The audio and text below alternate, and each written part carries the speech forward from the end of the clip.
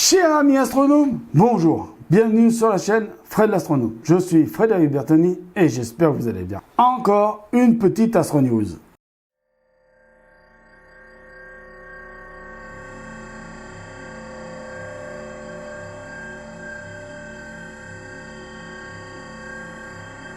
Mes chers amis astronomes, nous allons parler d'intrication quantique. Alors, l'intrication quantique, une série d'études menées ces derniers mois prouve l'importance de cette priorité de l'infiniment petit. Elle sera bien au cœur des théories et des technologies dans les années à venir. 3 découvertes sur l'intrication quantique.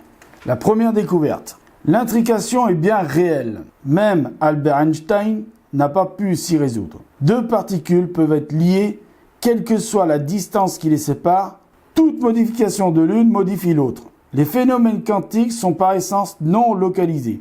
Ronald Hanson, à l'université de Delft, Pays-Bas, en a récemment apporté la preuve définitive, mesurant particule par particule l'intrication des 2 cristaux trop éloignés, 1,3 km, pour qu'ils aient pu communiquer même à la vitesse de la lumière.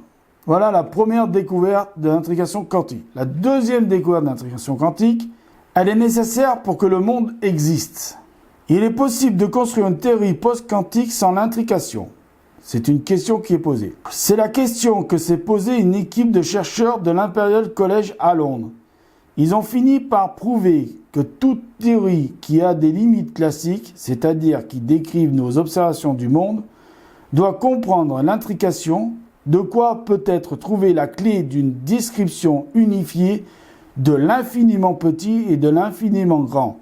Alors, la deuxième découverte, je vais vous expliquer un petit peu en termes techniques ce que ça veut dire. Excusez-moi pour les termes techniques que je vais utiliser. L'infiniment petit, c'est ce qu'on appelle le microcosmos. L'infiniment grand, c'est ce qu'on appelle le macrocosmos. Donc, si cette découverte est vraie et prouvée, ça veut dire qu'on pourra expliquer aussi bien le microcosmos que le macrocosmos. Voilà pour l'explication technique, pour ceux qui auraient aimé avoir l'explication technique. Ceux qui savent ce que c'est le microcosmos et le macrocosmos, tant mieux pour vous.